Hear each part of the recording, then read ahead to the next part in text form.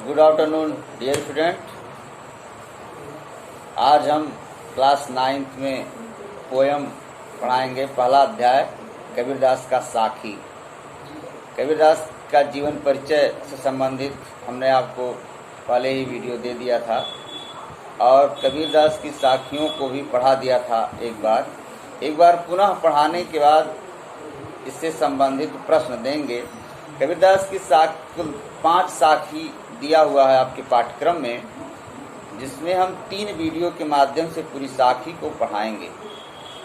2 साखी का एक वीडियो होगा, 2 साखी का, और एक वीडियो अंतिम इसमें 1 साखी होगा और प्रश्न उत्तर भी देंगे।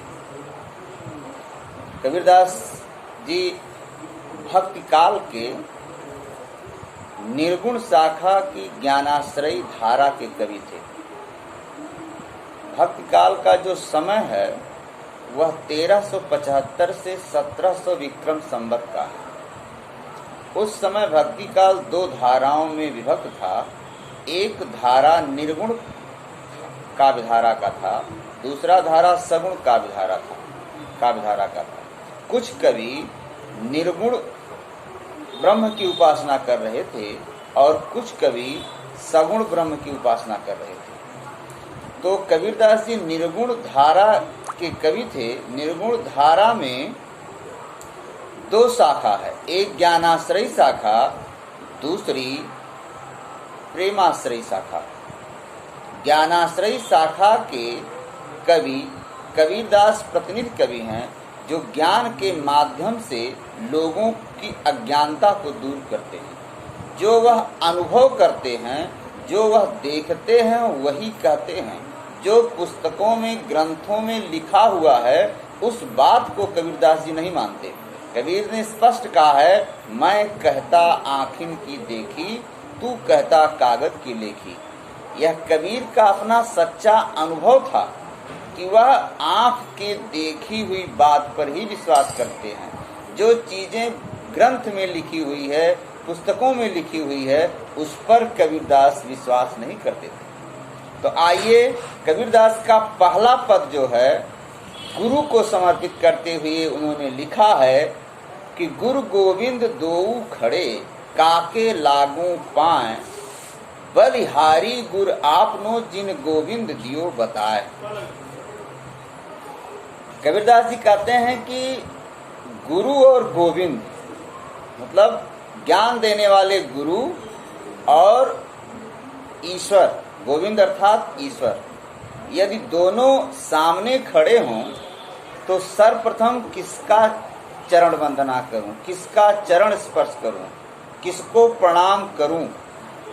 यह सबसे बड़ी समस्या, सबसे बड़ी उलझन कबीरदास जी के सामने आ गई। तो इसका उत्तर वह स्वयं देते हैं। पहले तो कहते हैं कि दोनों सामने खड़े हैं तो किसकी वंदना करूं? गुरु गोविंद दो खड़े काके लागू पाए। इस उलझन का, इसका समाधान वह स्वयं बताते हैं कि बलिहारी गुर आपनो, बलिहारी हो जाओ मतलब न्योछावर हो जाओ गुरु के चरणों में। बलिहारी गुर आपनो जिन गोविंद दियो बताए। जिन्होंने गोविंद के विषय में बताया है, जिन्होंने ईश्वर के विषय में ज्ञान कराया है, ऐसे गुरु की चरण वंदना करनी चाहिए। गुरु की चरण वंदना करनी चाहिए जिन्होंने ईश्वर का बोध कराया, ईश्वर के विषय में जानकारी दी कि ईश्वर का रूप रंग कैसा है, ईश्वर की प्राप्ति कैसे हो सकती है, ईश्वर कौन है, मतलब ईश्वर के विविध ज्ञान को जिन्होंने बताया, ऐसे गुरु की महत्ता को कबीरदास जी ने रेखांकित किया है और ऐसे गुरु की वंदना पर प्रकाश डाला है। दूसरा दोहा है कि जब मैं था तब हरि नहीं, अब हरि हैं मैं नाहि, प्रेम गली यति साकरी, तामे दो न समान। कबीरदास जी कहते हैं कि जब मैं था, मैं का मतलब होता है अहंकार, घमंड जिसको बोलते हैं। और जिस भक्ति की साधना में अगर व्यक्ति के अंदर अहंकार होता है तो वह ईश्वर को नहीं प्राप्त कर सकता। तो वही बात लिखा है कबीर ने कि जब मैं था तब हरि नहीं, जब मेरे अंदर अहंकार था रहता है, तब ईश्वर का दर्शन नहीं होगा। जब मैं था तब हरि नहीं, अब हरि हैं मैं नाय। और जब हरि था, जब व्यक्ति ईश्वर को प्राप्त कर लेता है, तब वह अहंकार रहित हो जाता है, उसके अंदर घमंड नहीं होता। जब वह हरि को प्राप्त कर लेगा, ईश्वर का दर्शन कर लेगा, ईश्वर का आत्मसात कर लेगा, तब अहंकार रहित हो जाता है, अहंकार समाप्त हो जाता है।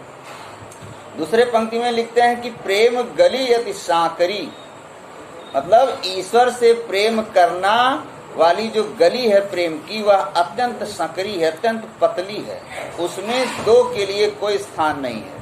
प्रेम गली यति सांकरी तामे दो न समाय, उसमें अहंकार और ईश्वर दोनों के लिए स्थान नहीं है, किसी एक के लिए स्थान है। यह कबीरदास जी कहते हैं कि प्रेम गली यति सांकरी तामे दो न समाय, दो के लिए स्थान नहीं। एक बात पुनः समझिए कि जब मैं था तब हरि नहीं, जब मेरे अंदर अहंकार है तब तक मैं ईश्वर को नहीं पा सकता, और जब मेरे अंदर ईश्वर हो जाएंगे, मतलब जब ईश्वर का दर्शन कर लेंगे, तब मेरे अंदर से अहंकार समाप्त हो जाएगा। क्योंकि दोनों एक साथ नहीं रह सकते, मतलब मेरे अंदर अहंकार भी रहे और ईश्वर भी रहे, यह कदापि संभव नहीं है। क्योंकि प्रेम की गली इतनी सांकरी है, इतनी पतली है कि दोनों के लिए स्थान नहीं। या तो अहंकार ही रहेगा, या तो ईश्वर का दर्शन ही होगा, या तो ईश्वर की प्राप्ति ही होगी, दोनों के लिए कोई स्थान नहीं। इस प्रकार कबीरदास जी द्वारा लिखित साखी के 2 पदों की व्याख्या वीडियो के माध्यम से आपने सुना, समझा।